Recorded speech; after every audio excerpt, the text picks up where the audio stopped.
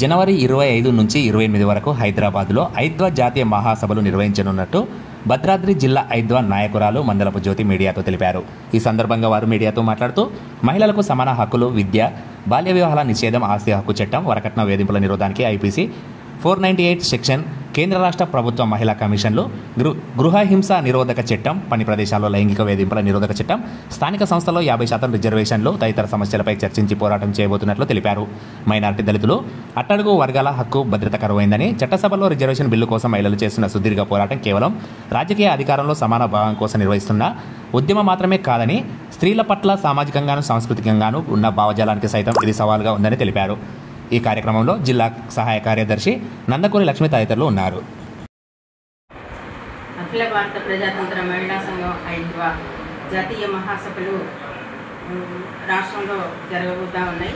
ఇది మొట్టమొదటిసారిగా మన తెలంగాణ రాష్ట్రంలో జరుగుతున్నాయి.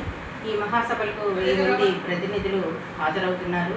దీని యొక్క ఉద్దేశము దేశంలో జరుగుతున్న మహిళలపై జరుగుతున్న అకృత్యాలు, ఆత్మహత్యలు, వరకట్న హత్యలు, లైంగిక వేధింపులు, వీటిని మహాసభ చర్చించబోతుంది.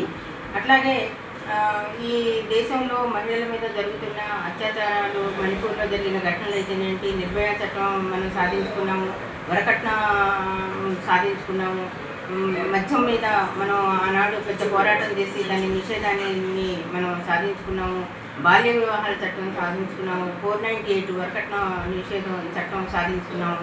ఇన్ని చట్టాలు సాధించుకున్నా కూడా ఈ దేశంలో మహిళలకి రక్షణ లేకుండా పోతుంది. కాబట్టి ఇలాంటివన్నీ కూడా అట్లాగే 33% రిజర్వేషన్ కూడా మనం సాధించుకున్నాము.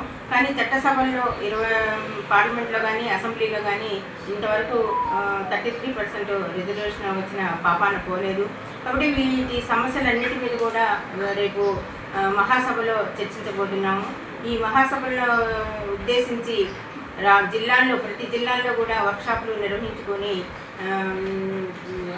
గ్రామాల్లో అట్లాగే పట్టణాల్లో జెండాలు ఎగరవేసి మహిళలు, తర్వాత పిల్లలు, వీళ్ళందరినీ కూడా చైతన్యవంతులని చేయాలనే ఉద్దేశంతో రేపు కొత్తగూడెంలో 22వ తారీఖున వర్క్షాపు నిర్వహించబోతున్నాము. ఈ వర్క్షాప్కి మహిళలందరూ కూడా వచ్చి వర్క్షాప్ని జయప్రదం చేసి ఆల్ ఇండియా మహాసభలను కూడా జయప్రదం చేసే దాంట్లో మహిళలందరూ కూడా పాల్గొనాలని చెప్పేసి విజ్ఞప్తి చేస్తున్నారు.